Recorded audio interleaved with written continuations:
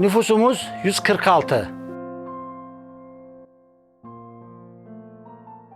Yazın çoğalıyor, kışın çocukların yanına gidiyor. Eşleri veya kocası ölmüşler. Kışın zor, şartlarımız zor. Tek başına da yaşanmıyor. Zorlayan şey en çok tek başına kalmaktan bir de odun.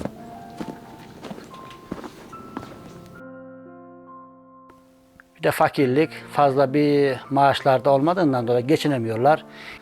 Bahçe ekiyorlar, fasulye kaldırıyorlar. Onu kaldıktan sonra satıyorlar. Aralık ayında gidip 5. ayda dönüş yapıyorlar. Kışın hayvan olmayanlar kalamıyor. Neden? Unu bitiyor, yağı bitiyor, şekeri bitiriyor. Fazla gelen götüren olmayınca da kimseye de el açmıyorlar. Ben en iyisi kızımın oğlum yanına gidip orada rahat otur diyorlar.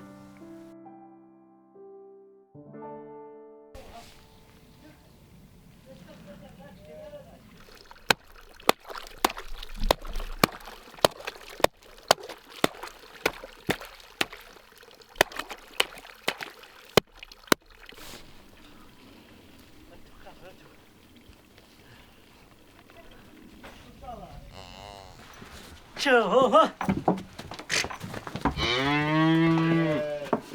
çık hadi. Çık çık.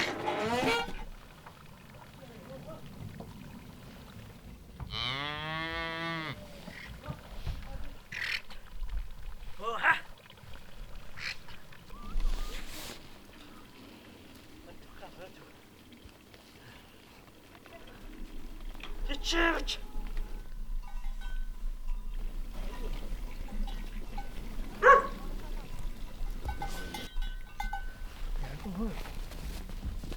Hadi suyumuz için.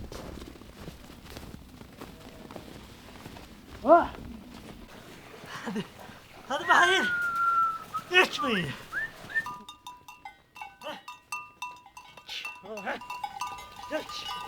İçin. Hoş.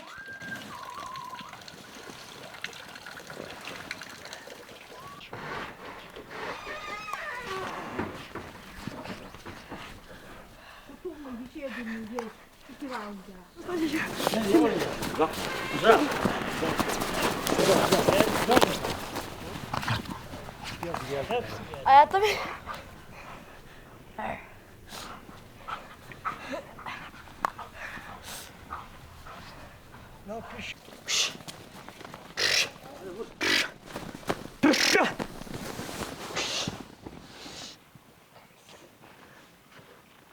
Yok çık.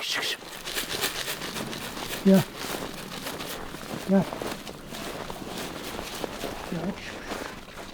Yok. Yem arıyor. Yeminen gel onun peşine. Hadi şu şey. O gel öteki. Yok şu.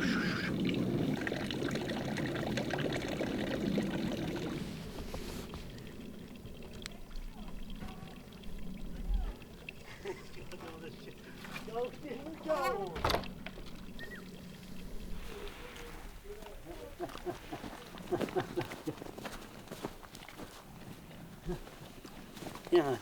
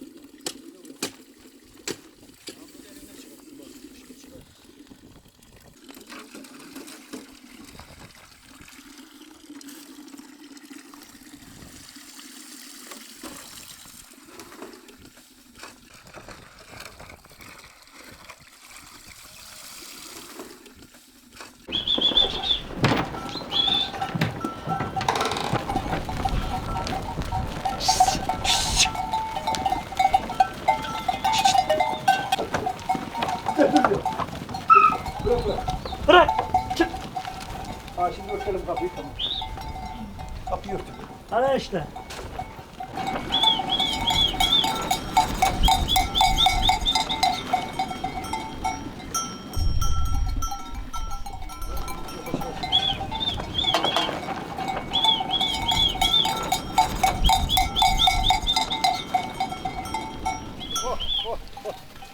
Çıt çıt çıt.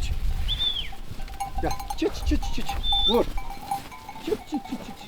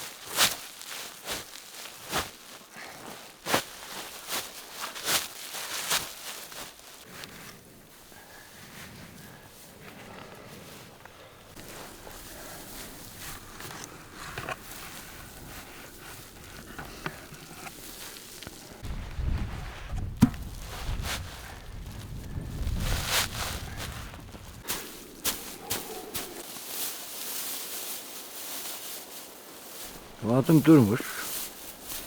Hayvancılık yapıyorum. Uğraşıyoruz yani. Çiftçilik. Hayvanlardan zaten fırsat bulamıyorsun ki zaman geçirmeye.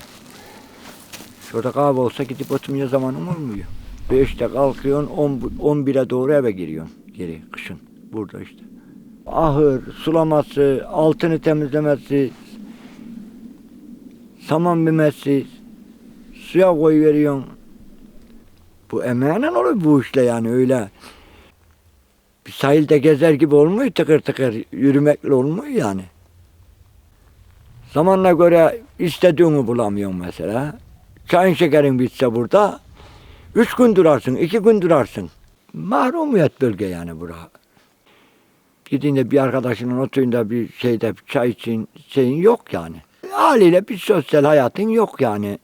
İnsan gidiyor villada olsa ne yani. Kaldı ki burada yani.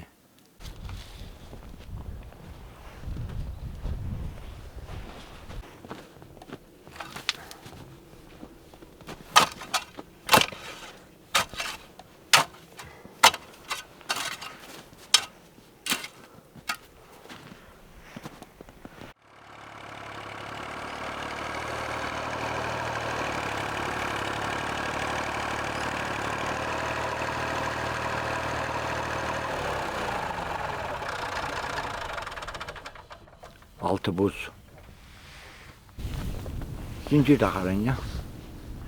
Zincir de taksak yine de ileri geri yapamayınca zincir de takılmış içinde. Onun altına toprak atarım. Buz gevşedin miydi çıkar yani.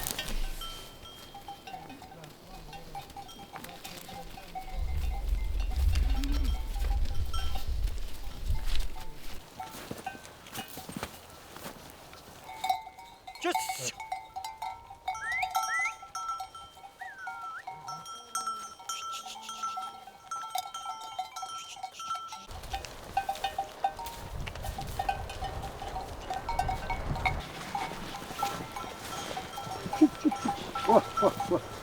Çıç, çıç, çıç, çıç. Çıç, çıç, çıç.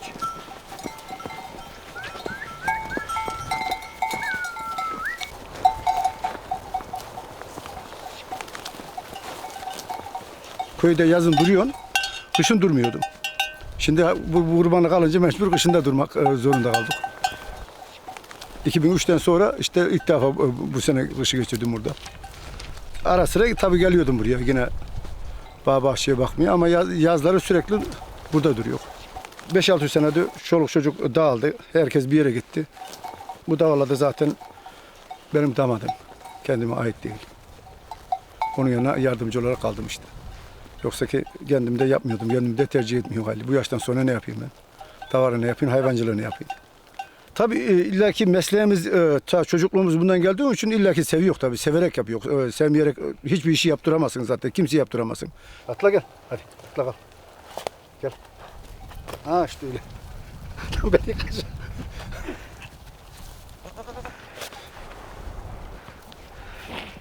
Sen de gel lan. Sen de mi geleceksin? Sürekli beden olarak çalıştığım için orada rahat edemiyorum. Çünkü sürekli orada oturuyorsun. Canın sıkılıyor. Zaten kahve huyum yok, kahvelere gitmem. Onun için koyu tercih ederim yani ben.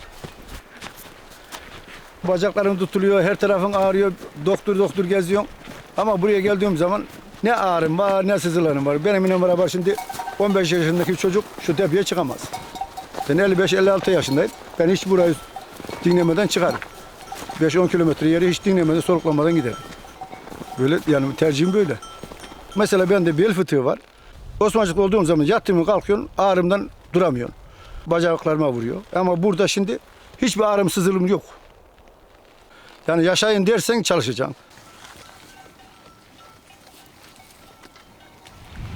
İki kardeşiz bunlar. Buralarda bu yakınlarda köpek komadı köylerde. Komşularına kötü olmayın diye birisini verdim birisine de gayri köpek boğmuyor. Komşularına kötülüyorum bunların yüzüne. Gidiyor ikisi şu karşıda bir köpek sesi duysun veya bir davar sesine gidiyor orada onları boğup geliyor. Çok felaket bunlar. İkisi birci olduğu zaman kardeş olduğundan bırakmıyor yani birbirlerini. Nasıl bir çözüm buldum? Bunun tekini başka bir yere verdim.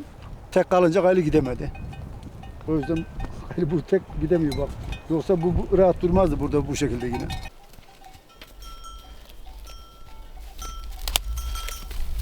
Çıç çıç çıç.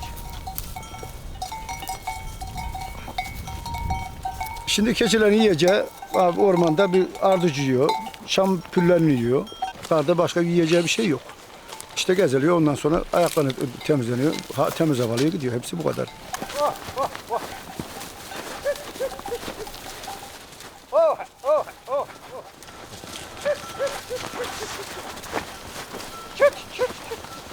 Şu hayvana şimdi şu anda yem aldık, arpa aldık. İlaçlar desen 2-3 sefer hastalandı. İlaçları verdik 30-40 bin lira. Masraf var yani. Masrafsız çıkmıyor. İşte bir öğünü işte böyle kış günü sadece dışarıdan çıkarıyor. Geri kalanı yine cepten geliyor.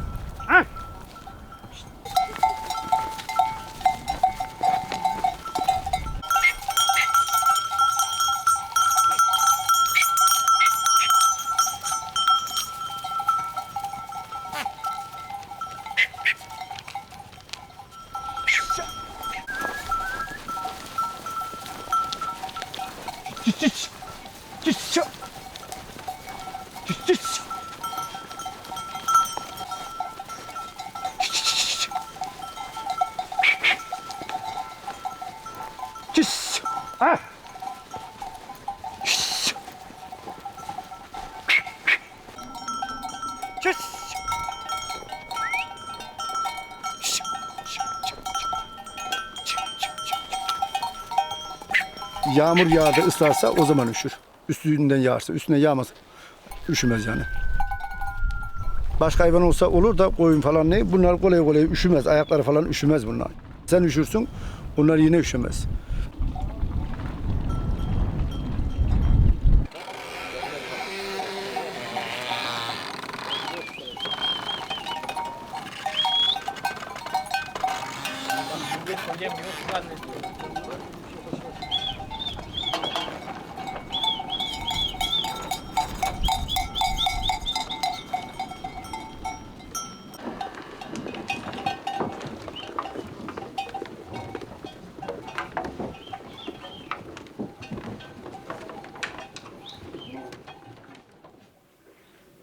kayık yapardık ağaçtan. Onlara binerdik şu tepelerden aşağı böyle gelirdik. Çok zevkli oluyordu ama şimdi insan olmadığından tabii her şeyin neşesini insan getiriyor. İnsan olmayınca tek başına arı gibi affedersin vızırdayıp duruyor. Hiçbir iş yaptığın da olmuyor. Onun için söndüğü için neşeli olmuyor yani.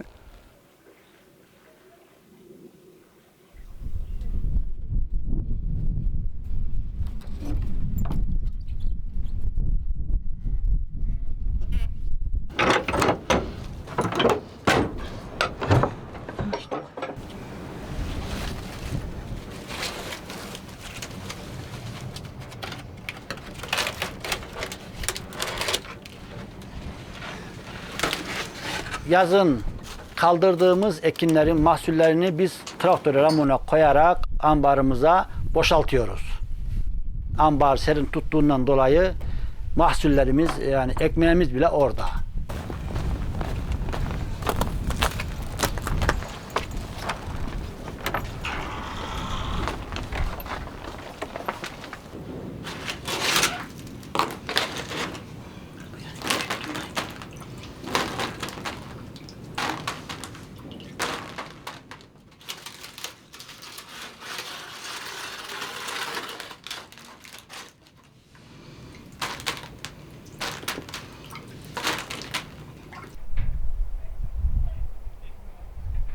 De 100 yıllık, 200 yıllık evler var şimdi şu anda. Bizim buralarda ben söktüm. Benim evde vardı o şekilde. Ben normal beton ormana çevirdim. Bu evleri köy haline getiren kişiler yapmış. O zamanlar orman yolu yokmuş. Atına ormancılar gelip gidermiş. O zaman böyle elle hızar var. Onunla dilip yapmışlar bu evlere bütün komşular. Bir sene birisine yaptılarsa bir sene birisine bu şekilde ev yapmışlar ama şimdi köy söndü. Köyünde bir kişi kalmadı. Köyde şimdi şu anda durduğumuz 4 hane var. Yazında 12 hane falan oluyor. Saman alamadığımızda mecbur bunu yediriyor. Sen mesela kebabı yiyip de azıcık bir yağlı ekmeği yiyorsun ya. Hayvanlar aynı oluyor hayvanlarda. Tabii devam etmeye yiyorsun aynı öyle oluyor. Kebabı yiyor. Nereden geliyor aklı?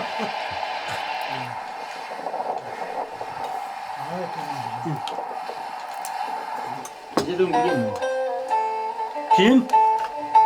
İzlediydik ya. Seni İzledik ya siz izlettiniz. Çaylara baksana Sadık ha. Bakıyorsun ya. Dur. Hani bardakla bak duruyor ya.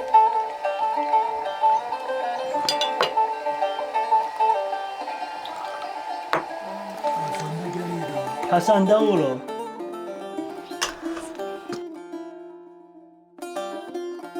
Burası eskiden kaldığı için hepsi ahşap. Bizim köye dönüş olmadığından dolayı buraya fazla bir ev yapmıyorlar. Tabii biz bilmiyoruz. Atalarımız yapmış bunları. Babamızdan olduğu için koruyoruz. Hala korumaya devam ediyoruz. İşte üstünü akarsa kiremidini değiştiriyoruz. Saç vuralım diyoruz. Onun da takırtısından duramayız. En sağlamı da kiremittir. Ben şehre indiğim zaman buna bunalım terliyorum. Buraya geldiği zaman da daha rahat burası. Burada 2 saat yatsan 2 günlüğe bedeldir. Bunlarda hiç çivi yok. Hep geçmeli. Eski tarihi evler olduğu için bir deprem anlarında hiç hissetmeyiz. Yazları çok serin oluyor. Kışın biraz soğuk oluyor. Onu da sobayla yakıp yani 3-4 aylık zorluğumuzu bu şekilde atlatmış oluyoruz. Patozla devam ediyoruz biz harman kaldırmamızı. Onun samanı köy evleri içerisine giriyor. Ondan dolayı rahatsız ediyor. Evinen samanlığın arası hemen hemen bizim 150 metre. Onun için oralara yapmışlar. Oradan da bir sırtımızla, hemizle, çuvalımızla hayvanlara samanlarımızı alıp getiriyoruz.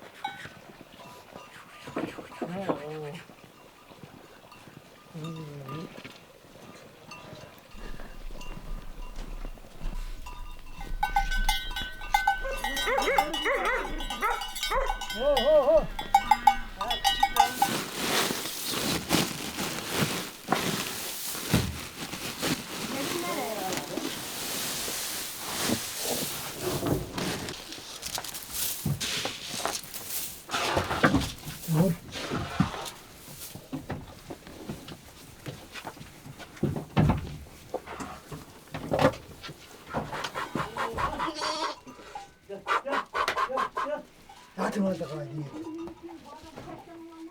Dalda yeni doğdu işte. 2-3 gün önce oldu. Küçük küçük kuzu işte.